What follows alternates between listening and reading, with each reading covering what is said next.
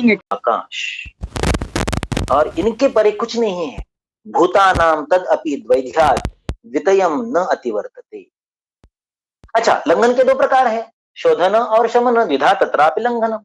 लंघन दो प्रकार का होता है, शोधन और शमन। और शमन के 7 प्रकार होते हैं, चरक में 6 है। चरक में दीपन का उल्लेख नहीं है, वाग्भट में है। Vagbhata is the first person to include दीपन एज शमन उपक्रम in his text, in his संहिता। वाग्भट के कई पायनियरशिप्स हैं। हमें लगता है वाग्भट केवल सूत्र स्थान में बड़बड़ करता है, वाग्भट वाची भटा है, निदाने सूत्र स्थाने तो वाग्भटा कहते हैं। नहीं नहीं, ऐसा नहीं है। मेरा तो मानना है निदाने वाग्भट श्रेष्ठ, सूत्र स्थाने स एव हि, शारीरे च चिकित्सायाम सर्वस्थानेषु वाग्भटा। मैं ही मैं हूं, दूसरा कोई नहीं। इस जमीन से फलक के दरमिया तुम्ही हो, इतना वाग्भट है। अथवा बहुनेतेन किम ह्यातेन तवार्जुन विष्टभ्याहम इदम कृष्णम एकांशेन सितो जगत।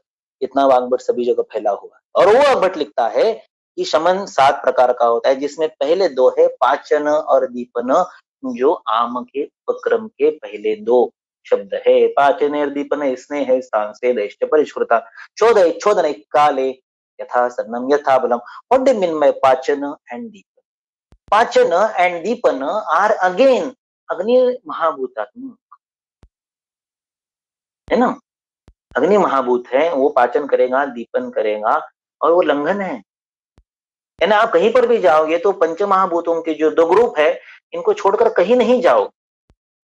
और एक बड़ा ट्विस्ट दिया है वाग्भट ने। ही वाज वाची भटा, शब्द प्रभु है वो। उसने लिखा ब्रूहणम शमनम तु एव वायु पित्ता निलस्य।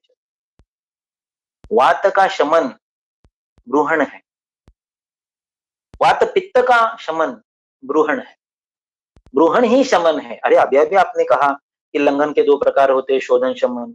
लंघन और ब्रूहण परस्पर विपरीत है, और ये आप क्या बोले। यहाँ पर शमन शब्द पैसिफिकेशन इस अर्थ से आता है। वात का शमन करने के लिए, यानी वायु आकाशात्मक दोष का शमन करने के लिए आप पृथ्वी और जल देंगे, यानी आप ब्रूहण करेंगे, तब वात का शमन होगा। यहाँ पर शमन शब्द लंघन प्रकार के रूप में नहीं, बल्कि पैसिफिकेशन के रूप में आता है। वही वात पित्त संयोग है, तो अग्नि वायु आकाश तीनों एक साथ आ गए। उनके विपरीत फिर से पृथ्वी जल है, यानी ब्रूहण है। यानी वात पित्त या वात, इन 2 अवस्थाओं का शमन, पैसिफिकेशन करना, इसका मतलब ब्रूहण करना है।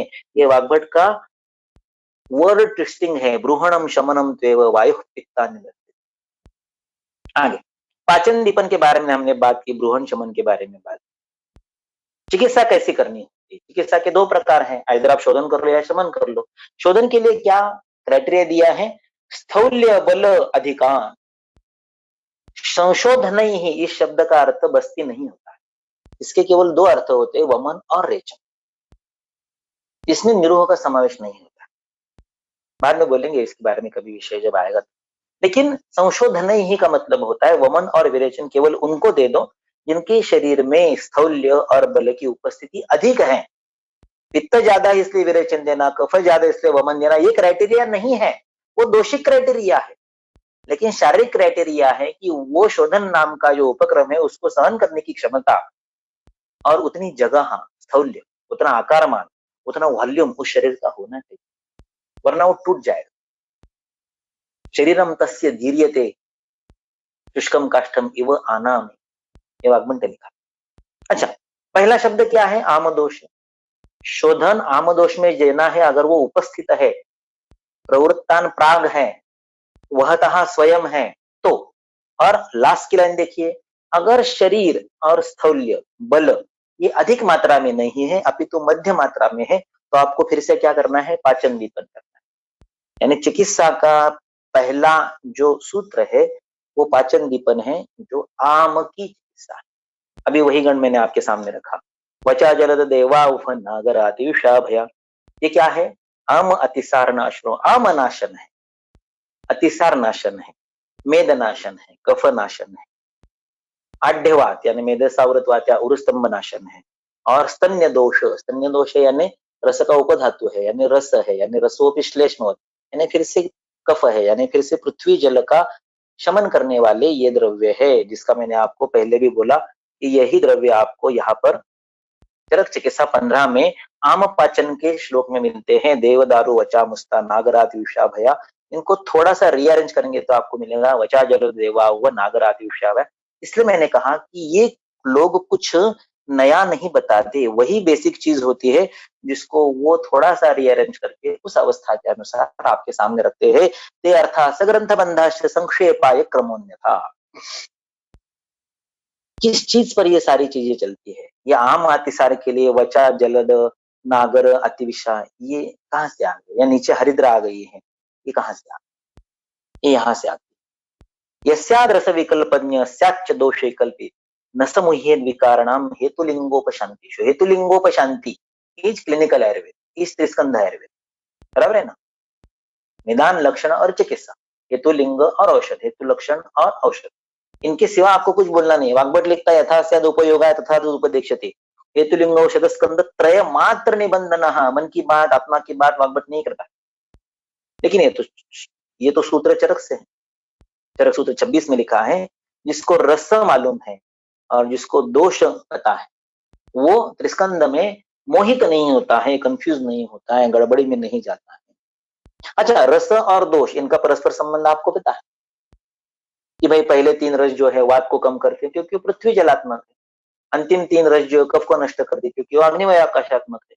कषाय, तिक्त और मधुर ये शीत है, इसलिए ये पित्त के उष्ण गुण को कम करते हैं। कटु, अम्ल, उष्ण ये आग्नेय है, इसलिए पित्त के उष्ण गुण को बढ़ाते हैं। अन्य तो कुर्वते, ठीक, अब ये ठीक है सर। किंतु मुझे आप ये बताइए कि प्रेरणे चलहा भी वात है, स्तंभने शीतः भी वात, वही दोष, वही वात आदमी को प्रेरण यानी चलवाता भी है, दौड़ाता भी है, और वही बात आदमी को होल्ड करके पकड़ के बिठाता है, स्तंभनम। स्तंभनम स्तंभयति यद् गतिमंतम चलम ध्रुवम, ये भी बात है। और प्रेरणे चलहा, ये भी बात है। इसको कैसे एक्सप्लेन करें? इसको आप महाभूत के लेवल पर एक्सप्लेन नहीं कर सकते। वायु, वात दोष में वायु और आकाश है, इस बेसिस पर आप प्रेरणे चला और स्तंभने शीत को एक्सप्लेन नहीं कर सकते कि एक ही वात चलाता भी है और आपको एक जगह जकड़ के भी रखता है। It will hold you and it will motivate you. ऐसे दोनों चीजें एक ही बात से तब होगी जब आप उसके गुणों को देखेंगे कि ये चल और शीत, ये 2 गुण एक साथ उसमें है, और वो शीत होने के कारण पकड़ के रखता है और चल होने के कारण आपको दौड़ाता है। तो गति का होना और गति का न होना दोनों बात पर निर्भर है, क्योंकि दोनों प्रकार के परस्पर विपरीत गुण उसमें है। तो रस पता होना चाहिए, दोष पता होना चाहिए, उनका परस्पर संबंध महाभूतों पर आधारित है। श्माम्भो निक्ष्माम्बु तेजख वायव्यग्न नीलगो निलैहि, ये 12 महाभूत है जो अकबर ने 16 अक्षरों में बताए, 6 रसों का 2-2 का कॉम्बिनेशन करके। तो ये महाभूतों का संबंध, रसों का और दोषों का संबंध एक्सप्लेन करने वाला आपको पता होना चाहिए, और इसके साथ इन रसों के, इन दोषों के, इन महाभूतों के गुण आपको पता होने चाहिए जो अकबर सूत्र स्थान 9 में 10 में लिखे हैं। तब आप इन चीजों को सॉल्व कर पाएंगे, आपके सामने आने वाले नए हेतुओं को, नए लक्षणों को समझ पाएंगे और उनके विपरीत औषध स्कंद का निर्माण आप कर पाएंगे। ये मेरी समझ है कि पूरा आयुर्वेद क्या है। पूरा आयुर्वेद इतना ही है, 3 दोष, 5 महाभूत, 6 रस और 20 गुण।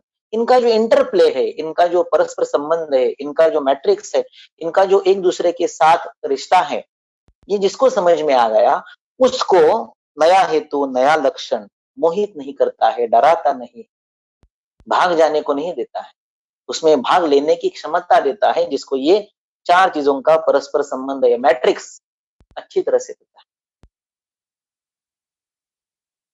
ये है दोष रस गुण महा। अभी मैं कुछ आपके सामने अलग चीज रखूं। मेरी दृष्टि से आम नहीं होता है।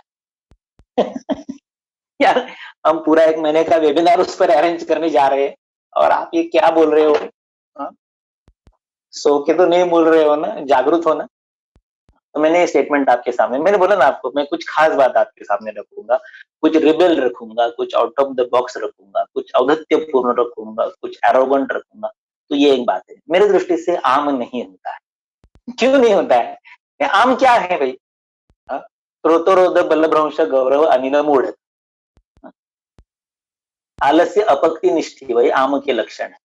या आम द्रव है, गुरु है, अनेक वर्ण है, बहु है, पिच्छल है, ये क्या है? ये सारे लक्षण किसके हैं? इसके महाभौतिक कंटेंट्स क्या हो सकते हैं आपकी समझ के अनुसार? तो आम के जितने भी लक्षण शास्त्र में उल्लेखित है, ये ऐसा इंगित करते हैं कि आम जो है ये प्रायः बहुतर मात्रा में, बहुतर स्थितियों में, in most of the cases आम जो है ये पृथ्वी जलात्मक होता है। जलात्मक होता है, पृथ्व्यात्मक होता है, पृथ्वी जलात्मक होता है, जल पृथ्व्यात्मक होता है। क्योंकि उसकी चिकित्सा लंघन है, क्योंकि उसकी चिकित्सा अपतर्पण है, क्योंकि उसकी चिकित्सा दीपन पाचन है, क्योंकि उसकी चिकित्सा तिक्त रस है ना? ज्वर में दीपन पाचन नहीं लिखा, ज्वर में क्या लिखा? ज्वर में लिखा लंघनम आम की चिकित्सा, स्वेदनम उष्ण चिकित्सा आम की, कालह देखते रहिए, समय जाने दीजिए, ऊपर से आहार मत दीजिए, काल जाने दीजिए, अपने आप उसको बैकलॉग को क्लियर करेगा। तिक्त को रसः, तिक्त रस किससे बनता है? वायु आकाश से।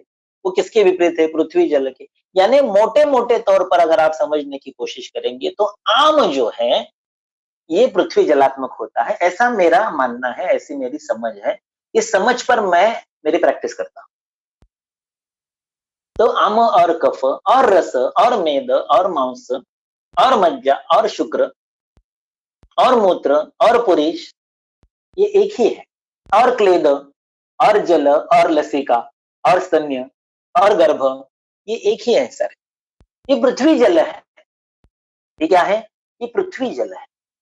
आप जिसे क्लेद कहते हो, आप जिसे आम कहते हो, आप जिसे कफ कहते हो, आप जिसे मांस में रस मज्जा पुरीष मूत्र कहते हो, ये पृथ्वी जलात्मक है। कहीं पर जल ज्यादा है, कहीं पर पृथ्वी ज्यादा है। समझने की कोशिश कीजिए। मैं ये नहीं कह रहा हूं कि मैं सारा सत्य बता रही हूं, यही दुनिया का अंतिम सत्य है, यही आयुर्वेदांत है, ऐसा मेरा मानना नहीं है। ये मेरा एक दृष्टिकोण है, इस दृष्टिकोण पर मैं काम करता हूं। तो इस कारण से मैंने आपसे कहा कि मेरी दृष्टि से, चिकित्सकीय दृष्टि से आम नहीं होता है। मैंने देखा नहीं, मैंने देखा नहीं का मतलब क्या है? मैंने उस पर कभी सोचा नहीं, मैंने उस पर कभी अमल नहीं किया चिकित्सकीय दृष्टि से। एक मिनट।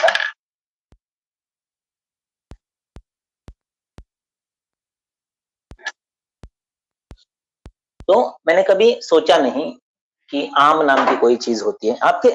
आपके सामने विषय प्रस्तुत करना है, इसलिए मैं जो बोला आपके सामने बोला, वो अलग चीज है, वो एकेडमिक बातें हैं, वो संदर्भों की बातें हैं, वो पाठ अवबोध की बातें मैंने आपके सामने रख दी। लेकिन मेरा एक जो बेसिक आकलन है, एक मूलभूत मेरी समझ है, मुझे ये बताती है कि आम नहीं है, रस नहीं है, कफ नहीं है, ये पृथ्वी जलात्मक एक कॉम्बिनेशन है, एक पृथ्वी जलात्मक विचित्र मात्रा में होने वाला, विचित्र प्रमाण में होने वाला संयोग है। देखिए क्या लिखा है, तत्राद्य गौरवाद अपसु मज्जति, ये आम अतिसार में लिखा है। आप अगर अतिसार में जाएंगे तो वहां पर द्विधा सामो निराम कहा ऐसे लिखा है, और उसमें लिखा है गौरवाद अपसु मज्जति, या फिर चरक में लिखा है मज्जत्यात्मा गुरुत्वात् विट। ये आम जो है ये पानी में डूब जाती है, पुरुष जो है, विष्ठा जो है, फिकल मटेरियल जो है पानी में डूबता है। क्यों? गौरवा, क्योंकि आम गुरु है। गुरु कौन है? गुरु जल है, गुरु पृथ्वी है। और आगे के ही वाक्य में लिखा है कफात पकुआपि मज्जति। अगर आम एक अजीर्ण की स्थिति है और वो गुरु है, जल प्रधान है, पृथ्वी प्रधान है, तो पानी में डूबेगा ही डूबेगा, उसमें क्या नया बताया? कुछ नहीं। और अगर वो कफ प्रधान है, आम उसमें नहीं है, निराम कफ तक आ गया है, फिर भी डूबेगा, क्योंकि स्वयं कफ गुरु है। बराबर ना? कफ गुरु है, आम गुरु है, कफ जलात्मक है, आम जलात्मक है, कफ पृथ्व्यात्मक है, आम पृथ्व्यात्मक है, इसलिए दोनों के कारण जो पुरुष निर्माण होता है वो आप समझती। तो आम की चिकित्सा क्या है, कफ की चिकित्सा क्या है? कफ की चिकित्सा है अग्निवायु आकाश। तिक्तादयः कफम घ्नन्ति, तिक्त कटु और कषाय। तिक्त क्या है? वायु और आकाश। कटु क्या है? वायु और अग्नि। यही कफ की चिकित्सा है। कषाय नहीं चलता है आम को, क्योंकि आम संस्तंभ बनो, वो आम का स्तंभन करता है, हमें आम का पाचन करना है, इसलिए कषाय को निकाल देते हैं। इसलिए ज्वर में सवर्जस तरुणे ज्वरे यह कषाय कषाय स्यात्। जो कषाय रस का क्वाथ होता है या जो कषाय कल्पना होती है उसको वर्ज किया गया है। तो दो ही बातें रह गई, तिक्त और कटु। तिक्त और कटु क्या है? अग्निवायु आकाश है। और आमवात की चिकित्सा में आप क्या कहते हो? वही कहते हो, लंघनम स्वेदनम तिक्त कटुनी च, कहते हो ना, तिक्त कटुनी। वहां पर भी आप कषाय नहीं कहते हो। ज्वर चिकित्सा में क्या कहते हो? तिक्त को रसः। कफ की चिकित्सा में क्या कहते हो? तीन चीजें दे दीजिए, अन्नम वृक्षाल्प तीक्ष्णोष्णम कटु तिक्त कषायकम। तो आप किस भाषा में बोल रहे हो? आप रस की भाषा में बोल रहे हो, दोषों के लिए, आम के लिए। लेकिन आपका जो अंतिम सत्य है वो है कि आप पृथ्वी जल के विपरीत अग्नि वायु आकाश का प्रयोग कर रहे हो। आमवाद की चिकित्सा में क्या लिखा? उपनाश कर्तव्य तेपि स्नेह विवर्जिता। स्नेह विवर्जिता का मतलब आप किसको वर्जन करने की बात कर रहे हैं? पृथ्वी और जल को वर्ज करके उष्ण उपनाह करना है। वालुका पुट्टल ही रूक्ष स्वेदा कर्तव्य। रूक्ष क्यों? क्योंकि आम स्निग्ध है, आम जल प्रधान है, आम पृथ्वी प्रधान है, इसलिए आपने लिखा कि उपनाश कर्तव्य रूक्षा वगैरह। यानी हर जगह आप देखोगे तो आपको पृथ्वी जल के विपरीत अग्नि वायु आकाश का प्रयोग करना है। इसलिए मेरी दृष्टि से चिकित्सकीय स्थिति में आप जितना चाहे लेक्चर में बोल लो कि ये पाचन है, निराम है, साम है, दुष्ट है, रस है, आहार रस है, याव है, त्यों है, संचारी वेदना है, आम अलग होता है, वात अलग होता है, आमवात अलग होता है, सामवात अलग होता है। अरे 10 बातें आपने उदाहरण के लिए लिखी, तदगामी आपके पास चिकित्सा है क्या? नहीं है। आपने आवरण में बहुत कुछ बोल दिया कि समानावृत उदान की नाड़ी लग रही है, और लगने दो यार, कोई प्रॉब्लम नहीं। समानावृत उदान तक जाने वाली चिकित्सा है क्या आपके पास? अस्थावृत वात है, ओके है भाई, लेकिन अस्थावृत की चिकित्सा अगर वात की ही करनी है तो उस निदान का क्या फायदा? देखो, मैं बहुत ही मंद बुद्धि आदमी हूँ। त्रिविध शिष्य बुद्धि होती है, तीक्ष्ण बुद्धि, मध्य बुद्धि, मंद बुद्धि। मैं तो चौथी बुद्धि में हूँ, बंद बुद्धि। और मेरी बंद बुद्धि को यह समझ में नहीं आता है कि जिस निदान की चिकित्सा संभव नहीं है वो निदान मैं क्यों करूं। देखिए, सुश्रुत के भग्न के अध्याय में कांडभग्न और संधि मुक्त लिखा है, पहले 2, फिर कांडभग्न के प्रकार लिखे 12 और संधि मुक्त के 6 प्रकार लिखे, 18 प्रकार लिखे कुल मिलाकर। इसमें से एक भी प्रकार का उल्लेख वाग्भट के भग्न के अध्याय में नहीं होता है। वाग्भट उत्तर तंत्र में वो लिखता है, यथा स्यादुपयोगाय तथा तदुपदेक्षित, जितना उपयोगी उतना बताऊंगा। 18 निदान भग्न के, 18 प्रकार भग्न के वाग्भट ने नहीं बताए। क्यों? क्योंकि उपयोग नहीं है। भग्न किसी भी प्रकार से क्यों ना हो, अश्वकर्ण हो या काकोष्ठक हो या और कुछ भी हो, आपको अगर जाके अंचन बंधन प्रहरण वही करना है तो उस निदान का क्या करना है? कुछ नहीं। वैसे आपने आम कह लिया, निराम कह लिया, और कुछ कह लिया, आवरण कह लिया, अगर उसकी चिकित्सा में आपको वातव्याधि की चिकित्सा और दीपन पाचन के रूप में आपको अग्निवायु आकाश देना है तो आपने आम कह लिया, कफ कह लिया, क्या फर्क पड़ता है? वाग्भट ने रसवृद्धि के लक्षण नहीं दिए, उसने लिखा रसोअपि श्लेष्मवत्। अगर वाग्भट रसोअपि श्लेष्मवत् लिखता है तो आम और कफ में क्या अंतर रहा चिकित्सकीय दृष्टि से?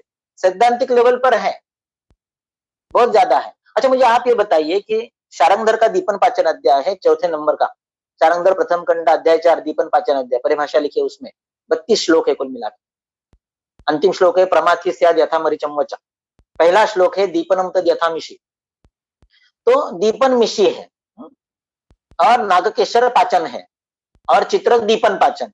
अभी मुझे एक बात बताइए कि कितने लोगों को केवल दीपन के 12 द्रव्य पता है, केवल पाचन के 15 द्रव्य पता है और केवल दीपन पाचन के 20 द्रव्य पता है? कोई नहीं है। आपको केवल 3 द्रव्य पता है कि मिषि दीपन करती है, नागर पाचन करता है, नागर दीपन नहीं है, पाचन है, मिषि दीपन करती है, पाचन नहीं करती है, और चित्रक दोनों करता है। ठीक है ना? अच्छा, वो क्या आपको पता भी है 10, 12, 25 द्रव्य, तो उसका महाभौतिक कॉम्बिनेशन क्या निकलेगा? उसका रस क्या निकलेगा? उसका रस फिर से तिक्त कटु निकलेगा, उसका महाभौतिक कॉम्बिनेशन फिर से अग्नि वायु आकाश निकलेगा। तो आपने क्या तीर मार लिया दीपन और पाचन अलग करके? ठीक है ना? इसलिए मेरा यह मानना है कि आपने सैद्धांतिक स्तर पर कितना भी आम, आवरण, कफ, रस वगैरह वगैरह बोल लिया तो भी चिकित्सकीय रूप में आप उपक्रम में से ही द्वित्वाद विधेय उपक्रमों मतः भौमापम और इतर पृथ्वी जल और अग्नि वायु आकाश के परे नहीं जाते हो।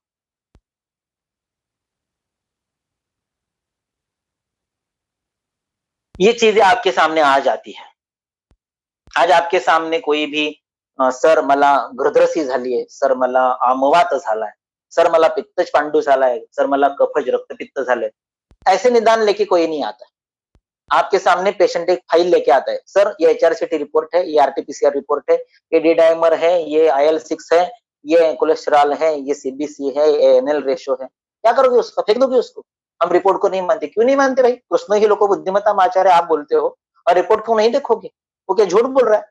आपको रस और रक्त दोनों एक साथ बहती कि अलग बहती वो पता नहीं है, और उन्होंने 5 ml रक्त में से हजारों चीजों का एस्टिमेशन कर लिया, और आप बोलते हो कि दोष धातु मलानां तु परिमाणं में विद्यते वैलक्षण्य शरीराणाम अस्थायित्व तथैव। अगर आपको कृष्ण को बुद्धिमत्ता आचार्य मान्य है तो आपके सामने आने वाले एंटिटीज के रिपोर्ट को आपको समझना चाहिए।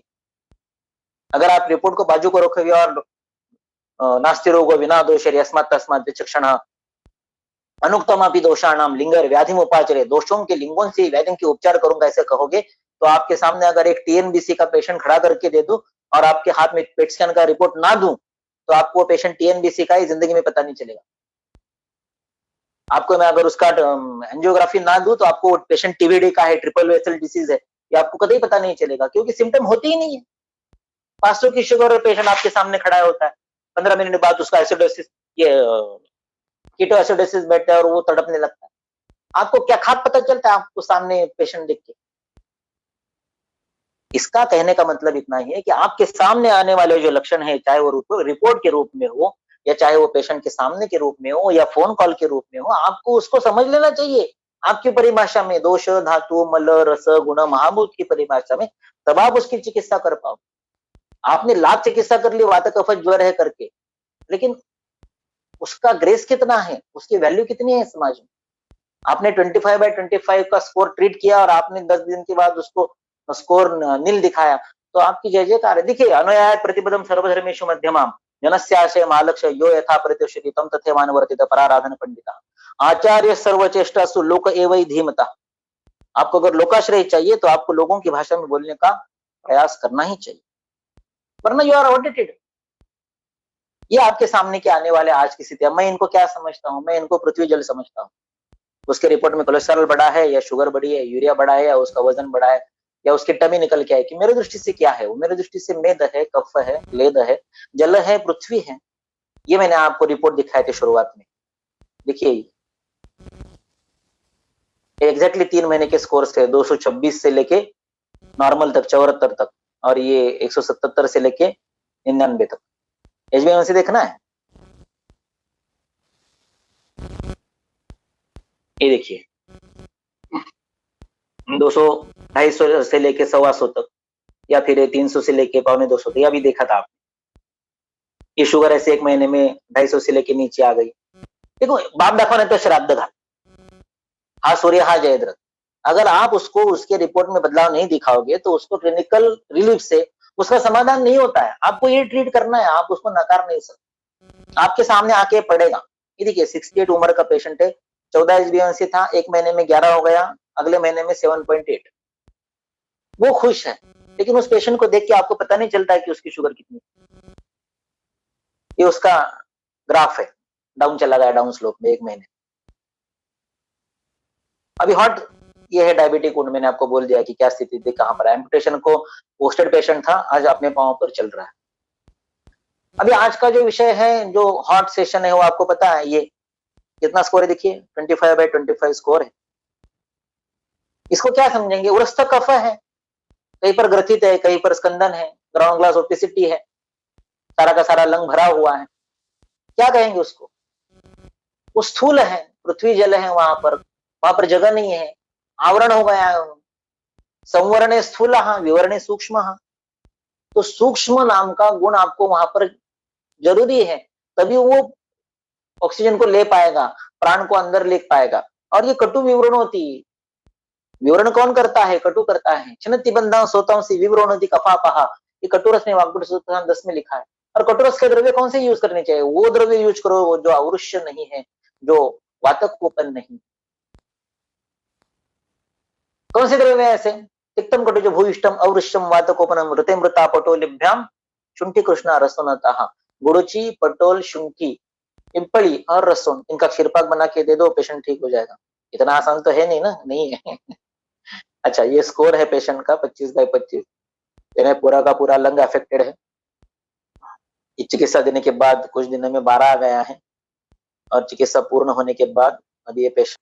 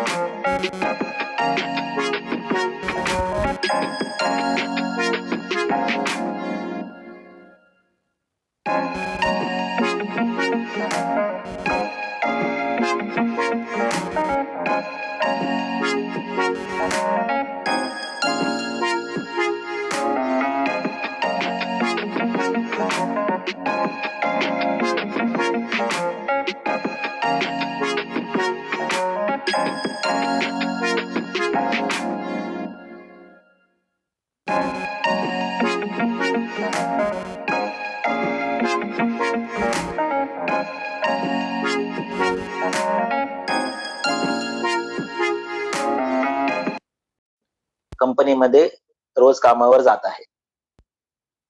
देखिए, आपको है ना, आपको सैद्धांतिक जो भी चर्चा करनी है वो ज़रूर कीजिए, करनी भी चाहिए।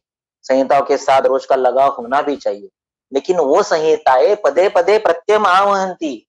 उसके पद-पद का, हर शब्द का, पद-पद में, हर कदम-कदम पर आपको प्रत्यय आना चाहिए, प्रचिति आनी चाहिए, अनुभव आना चाहिए। आपको उसको अनुष्ठान में परिवर्तित करने की क्षमता आनी चाहिए। तब उन सारी चीज़ों की चर्चा का कोई प्रयोजन है, कोई मतलब है, कोई उसका उद्देश्य की सिद्धि हो जानी है। वरना तो चर्चा के लिए क्या है, कितना भी कर लो। ये बेसिक चीज़ है। तत्राद्या मारुतम् गुणन्ति त्रयस्तिक्तादयः कफम्। त्रयः तिक्तादयः कफम् गुणन्ति। जो भी चीजें चल रही हैं, आपको उरस्थान में जो मूल दोष है, स्थानिक दोष है, कफ उसकी चिकित्सा करनी है। वहां पर जो चीज नहीं जा रही है, वात वहां पर प्रवेश नहीं कर पा रहा है, उसको सूक्ष्म गुण से वहां पर प्रवेश करने की स्थिति निर्माण करनी है। और इतने सारे औषधियों के कारण भेषज क्षपिते पथ्यम आहारैहि ब्रुवन्। भेषज के कारण शरीर का क्षपण होता है। टॉल क्लेम मत कीजिए। 100 में से 80% पेशेंट तो मॉडर्न के प्रोटोकॉल से ठीक हो रहे हैं। 20% ऐसे हैं जो ठीक नहीं हो रहे। वहां पर आपको आवश्यकता है। आपको अपना कौशल दिखाना है, हुनर दिखाना है, आपको पोटेंशियल दिखाना है कि वहां पर नहीं हो रहा है तो हम उसको निकालने की कोशिश करेंगे। ऐसा नहीं है कि हाँ, आप अकेले के दम पे उसको लेके जाओगे, नहीं होता है वो।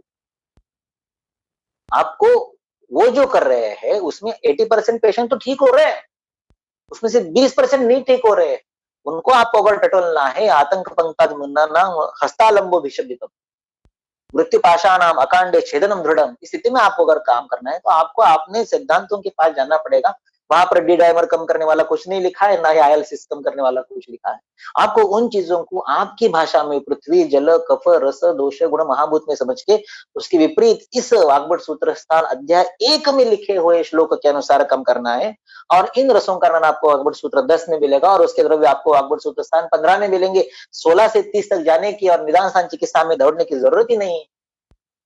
शास्त्रेषु हृदयं श्रेष्ठं तत्रापि सूत्रस्थानकम्। तत्रापि प्रथमो अर्धश्च। सूत्र स्थान में 30 अध्याय, पहले 15 काफी है। तत्रापि प्रथमो अर्धश्च तत्राध्याय चतुष्टयम्। कौन से भी 4 अध्याय ठीक से पढ़ लो, क्योंकि रोज 1.5 घंटा, 1.5 साल हमें पढ़ाकर अनिल ने केवल 5 ही अध्याय कंप्लीट किए थे। और वो तो बोलता था, अरे 5 काय 4 काय, आयुष्यातले 3 तेरा वाजवायचे नसतील तर तिसरा आणि 13वा अध्याय नीट करा। तिसरा अध्याय म्हणजे ऋतुचर्या आणि 13वा अध्याय म्हणजे दोषोपक्रमण. पुरेसं आहे तुम्हाला हे सगळं. आणि 15वा अध्याय पाठ करा, एवढं त्याचं सांगणं होतं. त्याच्यावर आयुष्य चाललेलं आहे सर. 33 वर्ष त्याच्या छायेमध्ये, त्याच्या आशीर्वादाच्या ताकदीवर सगळं चालू. हे लोक काय सांगतात? ये लोग क्या बताते हैं आयुर्वेद? कुछ अलग नहीं बताते हैं। ये पहले अध्याय से लेके अंतिम अध्याय तक आपको पृथ्वी जल अग्निवायु आकाश भौमापम इतरन ब्रोहणम लंघनम संतर्पणम अपतर्पणम रस दोष गुण महाभूत ही बताते हैं। अलग भाषा, अलग टाइटल के संबंध में, अलग अध्याय में, अलग स्थान में वही बताएंगे। जो वात पित्त कफों के उपक्रम आपको वाग्भट सूत्र स्थान 13 में मिलते हैं, दोषोपक्रमणी नाम के अध्याय के टाइटल में, वही आपको चरक विमान 6 में मिलेंगे, रोगानिक विमान के अंत में। किस लिए मिलेंगे? प्रकृति स्थापना नहीं करके, प्रकृति बदलने के उपाय है। हमें लगता है कि वातस्योपक्रम स्नेह स्वेद संशोधन मृदो वाग्भट सूत्र 13 के ये जो श्लोक है ये दोषों के उपक्रम है, लेकिन चरक ने उनको लिखा है ये प्रकृति स्थापन करते हैं, अग्नि का समीभाव करते हैं। वातल पित्तल श्लेष्म लोगों को फिर से सम वात पित्त श्लेष्माणम तक ले आते, इतनी ताकत होने वाले उपक्रम। वही उपक्रम है, वही शब्द है, सिर्फ अध्याय का नाम, स्थान का नाम बदल गया है, संदर्भ बदल गया। ते अर्थ सग्रंथ बंध संक्षेपाय क्रमोन्नता। बहुत कॉम्प्लेक्स मत कीजिए आयुर्वेद, बहुत यहाँ वहां मत घुसिए। याम है कि दुष्टि है, दुष्टम है कि रस है कि आर रस है कि आवरण है और क्या है, क्यों यार इतना? हाँ, बच्चे की जान लोगे क्या? उनको प्रैक्टिकल एरर बताओ, उनको रिजल्ट दे दो, उनको एफोर्ड हो ऐसे कल्प बताओ। अगर आप बृहदारण्यक चिंतामणि 2 गोली 3 बार लिखने के लिए बोलोगे तो उसको कैसे एफोर्ड होगा? फर्स्ट ये जो अभी अभी प्रैक्टिस खोला है उसको बोलो ना यार, वचा दे दो, शुंठी दे दो, उसको 7 भावना दे दो, फिर भी 53 पैसे से कम आती है वो गोली। एक बार भी जिंदगी में रसकल्प यूज नहीं किया हूं, रिजल्ट तो आपने देख लिया। तो कहने का मतलब इतना ही है कि अगर आप दोष रस गुण महाभूत की भाषा में हेतुओं को, लक्षणों को देखोगे तो आपको नया चिकित्सा स्कंद आपके कल्पों से सूझे, आपके द्रव्यों से सूझे।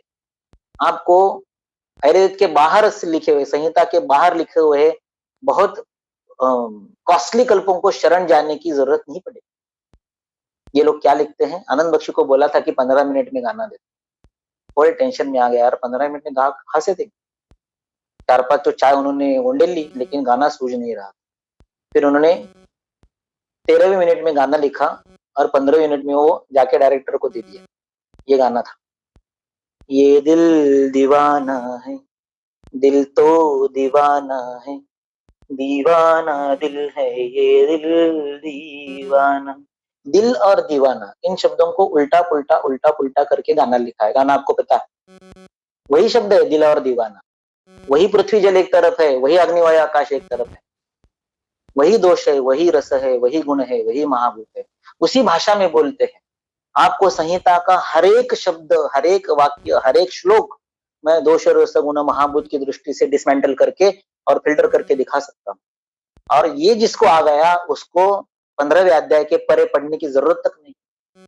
इसके लिए एक अलग लेक्चर दिया हूँ 23 अप्रैल को, वो यूट्यूब पर अपलोड है, मैं आपको उसकी लिंक दे देता हूँ, या हर स्लाइड के ऊपर ये हमारा डिजिटल प्रेजेंस जो है ये लिखा हुआ है, आपको वहां पर आज तक दिए हुए करीब करीब सारे व्याख्यान ऑनलाइन कभी भी सुनने के लिए any time many time free में मिल जाएंगे। उनको देखने की कोशिश कीजिए। तो फिर से एक बार आप सभी का हार्दिक आभार। और मैं पुनः एक बार, जिस व्यक्ति के कारण मैं आपके सामने कुछ रख पाया, जिस व्यक्ति के कारण मैं पिछले 33 साल आयुर्वेद में हूँ, जिस व्यक्ति के कारण मैं जीवन की सारी समृद्धियां अनुभव कर पा रहा हूँ, जिस व्यक्ति के कारण शायद कुछ इस आदमी में बोलने जैसा है ऐसा समझ के इस वेबिनार के संयोजकों ने यहाँ पर अवसर दिया, उस व्यक्ति को साष्टांग नमस्कार करके मैं ये आपके सामने प्रस्तुत किया हुआ ये व्याख्यान शुभ संपन्न करता हूँ। मेरा दोस्त, मेरा गुरु, मेरा भगवान, आयुर्वेद क्षेत्र में मेरे पिताजी, मेरी माताजी, ऐसा जिसका स्थान है, उस मित्र को, उस गुरु को, उस भगवान को, उस अनिल पानसे को साष्टांग नमस्कार करके आपके हृदय में जो चरक सुश्रुत वाक्पट है उनके चरणों में ये व्याख्यान समर्पित करता हूँ। यहाँ पर अवसर देने के लिए आप सभी का हार्दिक धन्यवाद।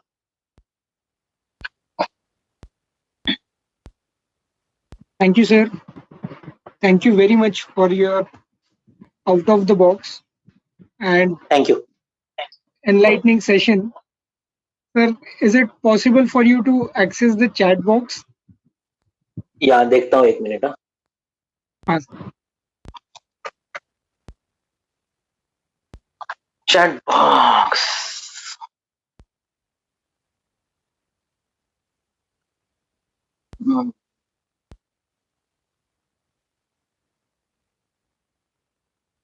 रस ही काफी कैसे होगा, गुण भी देखना होगा। तो ये तो बोला ना मैंने, रस दोष गुण महाभूत, वो तो सारा बोल दिया। रस काफी नहीं होगा अकेला, इसलिए रस दोष गुण महाभूत ये सभी चाहिए। ये किसका चार्ट था? डॉक्टर प्रीति मैडम का, देखिए मैडम, केवल रस नहीं बोला, रस के साथ साथ गुण देखना चाहिए, महाभूत देखना चाहिए, दोष देखना चाहिए, तभी चलेगा वो। फिर क्या लिखा, समोरच्या पेशंटमध्ये दोषाला आमत्व प्राप्त झालंय, हे कसं ओळखावं? ये आसान है ना, वहां पर लक्षण दिए है ना, 3 प्रकार के लक्षण मैंने आपके सामने रखे, 3 अलग-अलग रेफरेंस लिखे। वायु सामो विबंधाग्नि वो भी लिखा, फिर स्रोतोरोध बलभ्रंश वो भी लिखा, फिर वायुर आमान्वय सारथी वो भी लिखा। हाँ, तो आप उन लक्षणों को कंठस्थ कीजिए। मैं आपको एक बात बताऊं, देखिए आयुर्वेद ये जो है ये पढ़ने की बात नहीं। You can't learn Ayurveda, you can't study Ayurveda, no one can teach you Ayurveda, you just can experience Ayurveda. You just can have amalgamation with Ayurveda. आपको आयुर्वेद से अद्वैत तत्व प्राप्त करना है। वो जब हो जाएगा तो आप पेशेंट को देखने लगते ही आपके दिमाग में उसके लक्षणों का जहां पर वर्णन है वो श्लोक अपने आप उभर कर आते हैं। वो एक पिक्टोरियल मेमोरी होती है। वो कहां पर लिखे हैं वो श्लोक, वो वहां पर प्रिंटिंग क्या गलत हुआ है, वहां पर कौन सा दाग पड़ा है, वो पान कैसे फोल्ड हुआ है, इन सारी चीजों के साथ वो श्लोक आपके दिमाग में तैरने लगते हैं और उसके साथ साथ उसकी चिकित्सा भी तैरती है। ये मेरा खुद का अनुभव है। लेकिन इसके लिए क्या चाहिए, नित्याभियुक्ता ना। मेरे मेरे जो ये थी क्या बोलते हैं, पीपीटी थी, उसमें अंतिम श्लोक जो था, अंतिम जो स्लाइड थी, वो मैं आपके सामने रखना रह गया, वो मैं आपके सामने रखता हूं अभी। तो क्या कह रहा था मैं, तो आयुर्वेद का स्टडी नहीं हो सकता, आयुर्वेद का आपको अध्यापन टीचिंग नहीं हो सकता, आपको उससे अद्वैत तत्व चाहिए। तो ये थी मेरी अंतिम स्लाइड जो मैंने आपके सामने रखी नहीं, वो आपके सामने रखता हूं। ये है, आप पढ़ पा रहे हैं शायद। इस तरह से अगर आप आयुर्वेद के साथ व्यवहार करेंगे तो आपको प्रश्न नहीं आते हैं, आपको उत्तर आते हैं। क्योंकि आयुर्वेद में प्रश्न पूछना बहुत आसान है, प्रश्न पूछ के दूसरों को शब्दों में पकड़ना तो बहुत ही आसान है, उसके मजे लेना उससे भी ज्यादा आसान है। लेकिन प्रमा मैडम कहती है, प्रमा जोशी मैडम हमारे गुरु है, वो कहती है की का आणि कसं हे विचारणं खूप सोपं आहे, पण त्या प्रश्नांची उत्तर देण्याची जबाबदारी तुम्ही स्वतः स्वीकारा, म्हणजे तुम्हाला प्रश्न पडण्याऐवजी उत्तर सुचायला लागतं। त्यासाठी ते अद्वैतत्व लागतं आणि ते अद्वैतत्व येण्यासाठी ही वृत्ती पाहिजे। अनन्याश्चिन्तयन्तो मां ये जनाः पर्युपासते तेषां नित्याभियुक्तानां योगक्षेमं वहाम्यहम्। The most important word is नित्य अभियुक्त, ऑलवेज कनेक्टेड। मैंने फर्स्ट ईयर में एक बार अष्टांग हृदय पढ़ा था, सेकंड ईयर थर्ड ईयर में चरक पढ़ा था, वो नहीं है। नित्य अभियुक्त, every day you should be in connection with Vagbhata. अगर वाग्भट में 120 अध्याय है तो एक वर्ष में आप 3 बार वाग्भट पढ़ पाते हो। वाग्भट में 120 अध्याय है पूरी संहिता में, तो अगर आप रोज एक अध्याय पढ़ोगे तो आप एक वर्ष में 3 बार पूरा वाग्भट पढ़ सकते हो। वाग्भट के सूत्र स्थान में 30 अध्याय है, आज आप रोज एक अध्याय पढ़ोगे तो आप पूरे साल में 12 बार वाग्भट सूत्र स्थान पढ़ सकते हो। यही बात चरक को लागू होती है, चरक में 120 अध्याय है। यही बात सुश्रुत को लागू होती है, सुश्रुत में 186 अध्याय है। तो सुश्रुत आप साल भर में 2 बार पढ़ सकते हो, चरक 3 बार पढ़ सकते हो, सूत्र स्थान आप 12 बार पढ़ सकते हो। लेकिन अगर आप नित्य अभियुक्त रहोगे तो, और हर बार आप जब पढ़ोगे तो आपको नई प्रचिती आती है। देखा है मैंने तुझे फिर से पलट, जेव्हा तुला मी पाहिले वळूनी पुन्हा मी पाहिले, ही रोमॅन्टिक स्थिती आहे।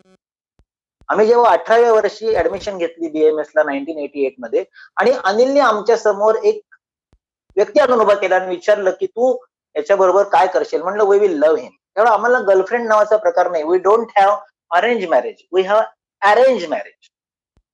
आमचं पहिलं प्रेम वाग्भट आहे।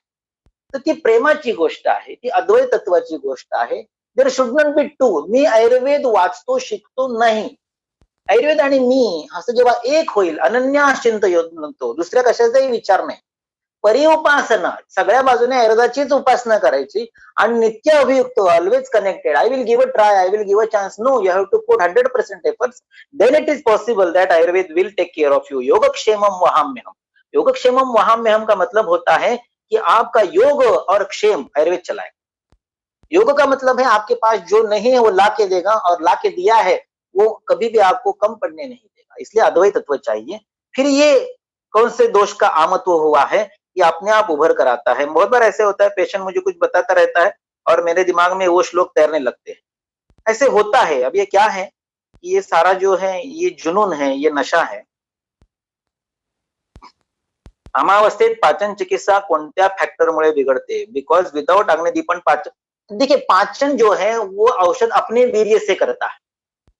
अग्नि का क्षमता नहीं है, इसलिए अग्नि ने पाचन नहीं किया, इसलिए अग्नि का जॉब अधूरा रह गया, इसलिए अजीर्ण होके आम निर्माण हुआ। अभी अग्नि के पास उतनी क्षमता ही नहीं है, तो आपको क्या करना चाहिए? आपको ऐसा औषध देना है जो निज वीर्येण, खुद के शक्ति से उस आम का बैकलॉग जो है वो नष्ट करे।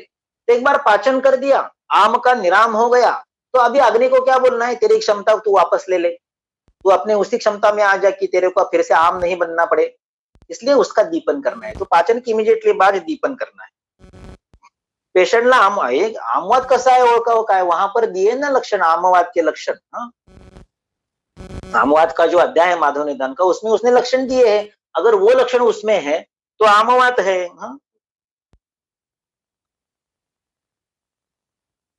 अभी क्या है?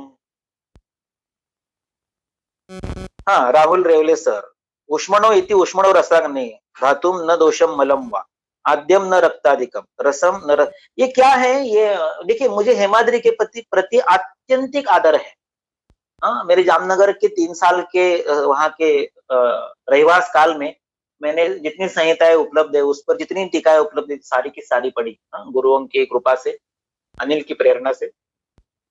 किंतु मुझे, मेरा वैयक्तिक मत है कि Hemadri is the best commentator in any Ayurveda संहिता टीकाकरण।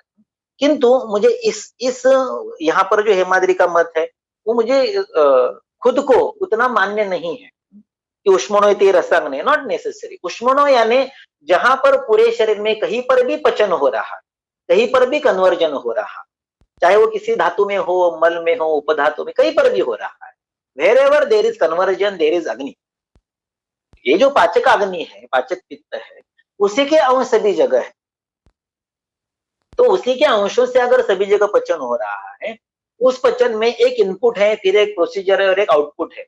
इनपुट से लेके आउटपुट तक बीच में जो प्रोसीजर चल रही है वो कहीं पर भी डिस्टर्ब हो जाए तो आम में परिणत होता है। इसलिए उसको रसाग्नि है या रसम धातुम न दोषम मलम, ऐसा कहने की जरूरत नहीं। ये मेरी दृष्टि से उपेक्षणीय है, मेरा वैयक्तिक मत है। कृष्ण पेशेंट में अगर शुगर हाई है तो भी अग्निमय आकाश द्रव्य यूज करे क्या? देखिए, ऐसा है कि शुगर की ट्रीटमेंट ये ऐसे क्या बोलते हैं, मैं आपको चार्ट में पूछे हुए प्रश्न पर उत्तर दूं, इतनी तो आसान है नहीं। लेकिन अभी जो मेरा पिछले 5 साल का अनुभव है, तो मुझे ऐसा लगता है कि 105 दिनों में आप टाइप 2 डायबिटीज को औषधि मुक्त करके पूरी जिंदगी उसका HbA1c 5.4 to 6.4 के बीच में मेंटेन कर सकते हो। अभी ऐसे केसेस की संख्या मेरे पास जो है वो 412 के आसपास है, जिसमें से 358 केसेस का डाटा मेरे पास अवेलेबल है, जिनका HbA1c, BT80, BSL ये सारा किया हुआ है। उनके एलोपैथी के ड्रग धीरे धीरे टेपर आउट किए हैं 105 दिनों में।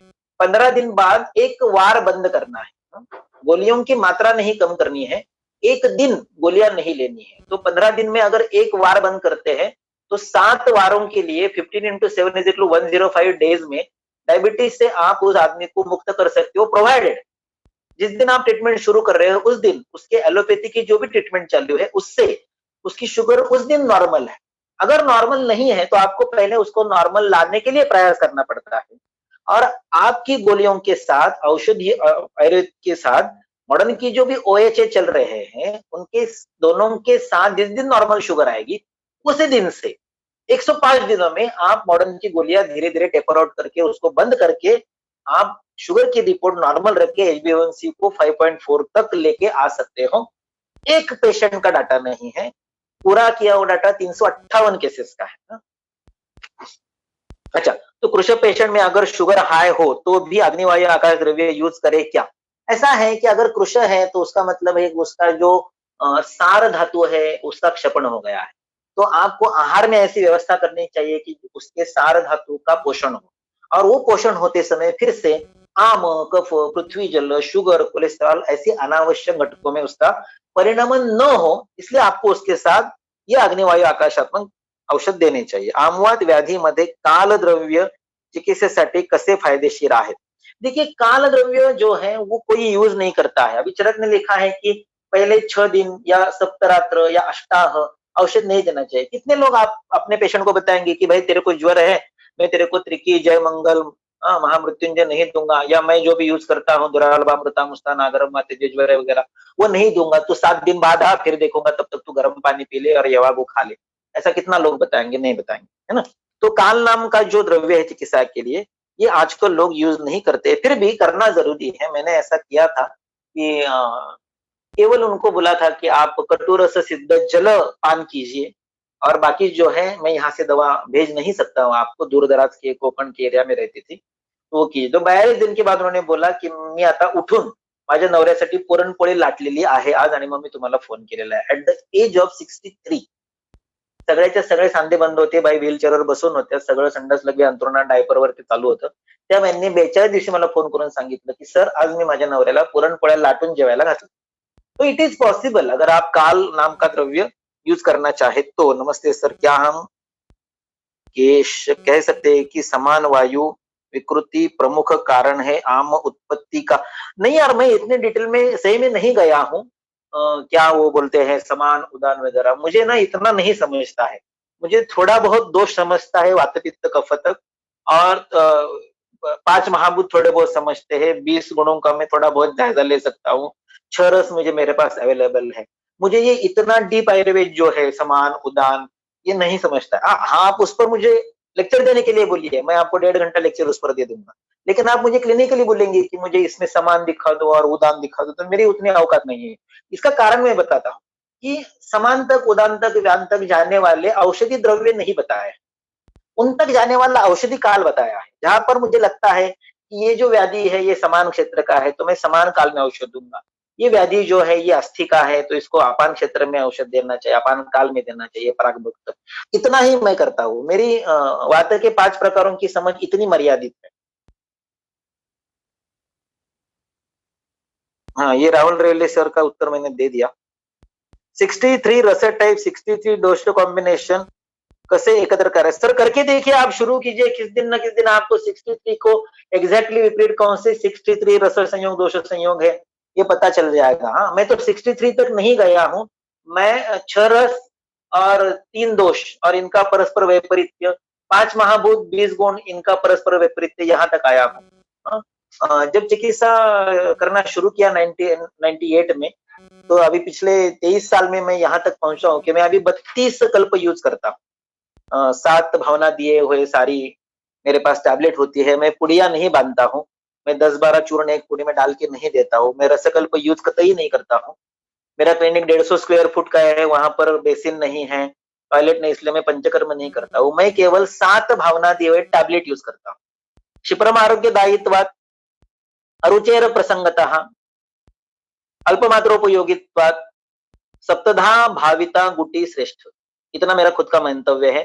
सप्तधा भावना क्यों देना है? भूयेशेषाम बलाधानम कार्यम स्वरस भावनैहि स्वरसैस्तुल्य वीर्यैर्वा तस्मात् द्रव्याणि भावयेत् स्वभावितम अल्पम अपि द्रव्यम स्यात् बहुकर्मकृत. अल्प द्रव्य भी बहुत बड़ा काम कर जाता है.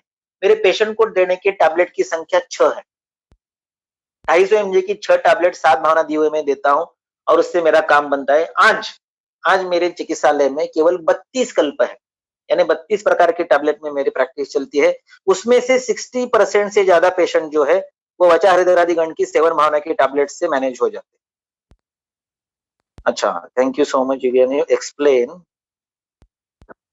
आम ज्वर, आमजन्य प्रमेह, how to think about treatment, आम पाचन and sugar level control, how to manage. देखिए, आम ज्वर, आमजन्य प्रमेह और आम पाचन और शुगर लेवल, इतना तो मैं नहीं सोचता हूँ. मैं ये सोचता हूँ कि ये जो स्थिति है आम वाली या शुगर वाली या ज्वर वाली, ये पृथ्वी जलात्मक है, और इसको अपतर्पण, लंघन, पाचन, दीपन, अग्निवायु, आकाश, इनका औषध देना जरूरी है. और उस पर से भगवान की दया से, वाग्भट की कृपा से सारा मैनेज हो जाता है. मुझे बहुत बार ऐसे लगता है कि मैं ट्रीटमेंट करता हूँ, लेकिन ठीक करने का काम वाग्भट करता है, माधव कोलटकर सर करते हैं, दिलीप पाडगीर सर करते हैं, अनिल पानसे जी करते हैं, भगवान वाग्भट करता है. मैं नहीं करता हूँ. जिस दिन से मैंने कर्तृत्व छोड़ दिया है, उस दिन से भगवान मेरे साथ है। इस तिक्तरस का कर्म पाचन है, मुख्य और दीपन भी करता है, कटु दीपन प्रमुख है और पाचन भी। तो सर हमें आज साम अवस्था में तिक्तरस की पूरी तरीके से यूज, देखिए ऐसा मैंने आपको बोल दिया कि तिक्तरस को पाचन लिखा है, लेकिन सैद्धांतिक दृष्टि से ये योग्य नहीं है। पाचन अर्थात पचन अर्थात पक्ति अर्थात अग्नि, और तिक्तरस में अग्नि महाभूत नहीं होता है। तो तिक्तरस को पाचन क्यों बोला? पाचन का अर्थ ये है कि इसको आपने जो इनपुट दिया है उसको शरीर ग्राह्य स्थिति में लाने की जो प्रक्रिया उसको पाचन कहते हैं। तो पाचन में जो अच्छी चीजें नहीं है शरीर को उपकारी, उनको निकाल देना, ये भी पाचन का काम है। तो तिक्तरस जो है वायु आकाशात्मक है, तो वो विवेचन करता है, सेपरेशन करता है, अलगीकरण विलगीकरण करता है। इसमें से ये अच्छा है, ग्राह्य है, समान तो इसको ले ले, ऐसा करने का काम तिक्तरस करता है। और कटुरस एक्चुअली उसका कन्वर्जन ही करता है, ऐसा मुझे लगता है। हाँ, एक केमिकल कन्वर्जन और फिजिकल कन्वर्जन। तिक्तरस जो है वो शायद फिजिकल उसका सेपरेशन करता होगा। समान का काम है अन्नम गृह्णाति पचति विवेचयति मुंचति।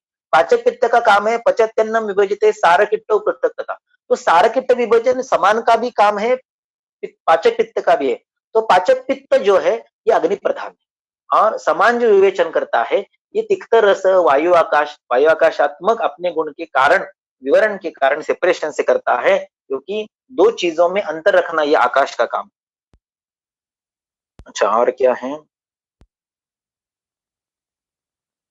इफ आमा इज इम्पॉसिबल नहीं यार, इम्पॉसिबल नहीं मैंने कहा, आमा इज पॉसिबल, लेकिन आम को समझना है तो इतना दिमाग को तकलीफ देने की जरूरत नहीं, उसको आप पृथ्वी जल समझ सकते हैं। Arm is immobile. How can it go to joints? नेत्र. Arm is definitely mobile. Moves along with रस रक्त.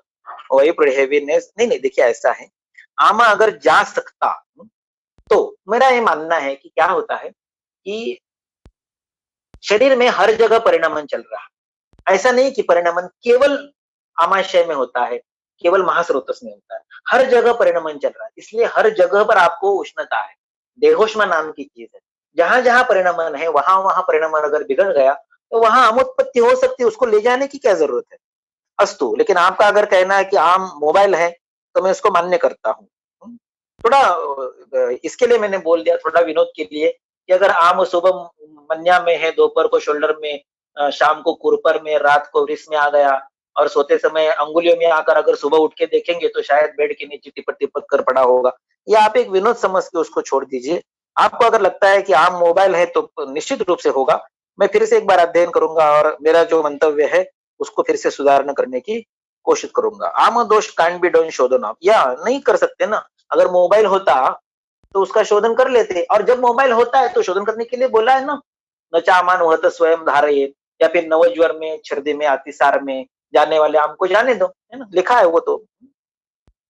हाँ, जब वो कोष्ठ में होता है तो वो निष्कास्य होता है, जा सकता है, लेकिन वो शाखा का अभी क्या है, संशोधन में स्थौल्य बल एटसेट्रा डिस्क्राइब आम दोष शोधन ऑफ। नहीं, पाचन करने के बाद ही करना है ना सर, तो आप कैसे करेंगे? स्निग्धादी कफ गुण उष्णयुक्त झाले असता प्रकोप करता, then how can we apply उष्ण चिकित्सा ऑन इट? मत करो ना। अगर आपको लग रहा है कि उष्ण से कफ का प्रकोप हुआ है तो आप रुक्ष चीज इस्तेमाल करो ना। आप वसंत ऋतु में देखिए उन्होंने क्या लिखा है, रुक्ष, है ना, वहां पर उन्होंने रुक्ष, तीक्ष्ण, इनका ही प्रयोग लिखा है, लघु। अब उन्होंने कहा उष्ण है, उष्ण तो ऑलरेडी वातावरण से मिल रहा है ना। तो आपको लगता है कि वहां पर उष्ण की जरूरत नहीं, मत करो। 20 के 20 गुण एक साथ देने चाहिए, ऐसा नहीं है। उष्ण युक्त झाले असता प्रकोप करता, देन हाउ कैन उष्ण, नॉट नेसेसरी। कुछ पेशेंट को उष्ण गुण के द्रव्य देते हैं तो वोमिटिंग जैसे लगता है, क्या विचार? क्षीरपात कीजिए। कटुरस के द्रव्य जब उत्क्लेश करते हैं या फिर उनको जलन पैदा करते हैं, वोमिटिंग करते हैं, तो क्षीरपात दीजिए, गुड़ बना के दीजिए, कैप्सूल बना के दीजिए, सप्तदा भावित वटी करके दीजिए। मैंने बोला ना आपको, मैंने लाल मिर्ची के पाउडर की 250 mg की वटी बनाई है और उसको हरे मिर्च के जूस की 7 भावना दी है, और वो पेशेंट निगल लेता है। क्या करेंगे? देखो, ऐसा है कि युक्ति जो है वो अपने अपने अपने दिमाग से करनी है। तिष्ठत्युपरि युक्ति द्रव्य ज्ञानवताम सदा। ओके, आता क्या है शेवटी? कुछ पेशंट ग्रेट. डीएम मध्ये ॲलोपॅथी औषध नाही. हे बघा, ॲलोपॅथी औषध लगेच बंद करू नये. त्याचं शरीर त्याच्यावर अवलंबून आहे. ड्रग विड्रॉल इफेक्ट येऊ शकतो, म्हणून त्याला कोलमडायला लावू नये. तर ती जी औषधं आहेत ती पादेना पथ्यम अभ्यस्तम पादपादेन वा त्यजेत या पद्धतीने हळूहळू कमी करावी, तरच ती अप्रकंप्या भवंतीच. ते जे लिहिलंय, क्रमेणापचिता दोषा क्रमेणोपचिता गुणाः संतो यान्ति अपुनर्भावम. पुन्हा आपल्याला शुगर मध्ये जाण्याची गरज पडत नाही. अप्रकंप्या भवंती, तुम्ही जी त्याची दोष स्थिरता करून दिलेली आहे ती तशीच राहते. माझं डायबिटीसच्या पेशंटला औषध देतानाचं वाक्य असं असतं की मी तुमची शुगर कमी होण्यासाठी औषध देत नाही. तुम्ही डायबिटीस होण्यापूर्वी तुमच्या आयुष्यात जन्मापासून डायबिटीस होण्याच्या दिवसापर्यंत तुमची शरीर शुगर पचवत होतं की नाही, शुगर मॅनेज करत होतं की नाही, तुमचं पॅनक्रियास, तुमचं लिव्हर, तुमचे muscle, what ever it may be. तर ती जी कोणी शुगर नियंत्रण करणारी संस्था तुमच्या शरीरात होती, त्या संस्थेला पुन्हा नीट करण्याचं काम मी करतो. मी शुगर कमी करण्याचं औषध देत नाही. समजा आपला पाय मोडलाय, तर आपला पाय भरून येईल आणि त्याची ताकद येईल तोपर्यंत आपण कुबड्या वापरतो, व्हीलचेअर वापरतो, दुसऱ्याचा आधार घेतो, वॉकर वापरतो. तर मी जे औषध देतो ही तुमची शुगर नियंत्रण करणारी व्यवस्था मोडकळेल आली, तिचं फ्रॅक्चर झालंय, म्हणून ती पुन्हा नीट होईपर्यंत दिलेला आधार आहे. मी शुगर लेवल कमी करण्याच्या गोळ्या देत नाही. कारण तुम्ही ओएचए घेत असताना तुमची शुगर कंट्रोलमध्ये राहत नाहीये. उद्या जर मी शुगर कमी करणाऱ्या गोळ्या दिल्या, तर ज्या दिवशी मी शुगर कमी करणाऱ्या गोळ्या बंद करीन, त्या दिवशी पुन्हा शुगर वाढणारच आहे. मग तुम्ही मेटफॉर्मिन घेतली काय आणि माझं औषध घेतलं काय? मी शुगर कमी करण्याचं औषधच देत नाही. शुगर ज्या कारणामुळे वाढली, ती यंत्रणा ज्या कारणामुळे डिस्टर्ब झाली, ते कारण निराकरण करून मी तुमची ती यंत्रणा पुन्हा पूर्वीसारखी नैसर्गिक तुमच्या शरीरात जन्मापासून जशी होती तशी करणार, असा आमचा दावा आहे आणि त्या पद्धतीने आम्ही काम करतो. भगवंताच्या कृपेने सध्या ते 358 केसेस पूर्ण आहेत आणि बाकी 400च्या वरती केसेस चालू आहेत. अपने टॅबलेट्स खुद बनाते हैं क्या? हाँ सर, मी माझ्या टॅबलेट स्वतः बनवतो 7 भावना देऊन. कोविड में आम का विचार कैसे करें? मैं नहीं करता हूँ सर. मैं कोविड में आम का विचार नहीं करता हूँ. वहां पर वात है या कफ है इतना देखता हूँ. जो ज्यादा है उसके अनुसार कटु या तिक्त देना है, उष्ण देना है, शिरपाक देना है, कुष्मंड देना है, पुष्कर देना है, वचादि देना है, हरिद्रादि देना है, नागरादि. देखिए मैं उसको थोड़ा सा पार्श्वार्थी की जैसा समझता हूँ. पार्श्व अर्थी. नागरम पुष्करम मूलम बुडुची कंटकारिका सका श्वास पार्श्वार्थौ ऐसा आया हुआ है. तो वो एक योग है नागरादि, अगस्ती फार्मेसी बनाती है, वो मैं यूज करता हूँ. विष द्रव्य वेरी इफेक्टिव हैविंग अग्नि वायु आकाश? नहीं, विष द्रव्य एनी द्रव्य. मेरे लिए वचा है, मेरे लिए हरिद्रा है, मेरे लिए शुंठी है, मेरे लिए मुस्ता है. अतिविषा मला परवडत नहीं, मी वापरत नहीं. मुस्ता का प्रतिदिन द्रव्य अतिविषा है, लेकिन मैंने अतिविषा की जगह पर मुस्ता डाला है जब मैं वचा हरिद्रा की टैबलेट बनाता हूं तब. विष द्रव्य वेरी इफेक्टिव है, हो गया वो. तिक्त पाचन हा शब्द मला समजला नव्हता. आज परत काही गोष्टी क्लिअर झाल्या. तुमचे पीजी इंटरनेट क्लासेस ऐकले तेव्हा सुद्धा. हो, धन्यवाद. नमस्कार. हाउ विल एक्सप्लेन संचारी वेदना? नहीं होती है सर संचारी वेदना. कहाँ होती है? मुझे एक रेफरेंस ला के दिखाइए. देयर इज संचारी वेदना. क्रमशः अंगाने पीड़यन का भाषांतर संचारी वेदना नहीं होता है, ऐसा मेरा मानना है. स्तंभन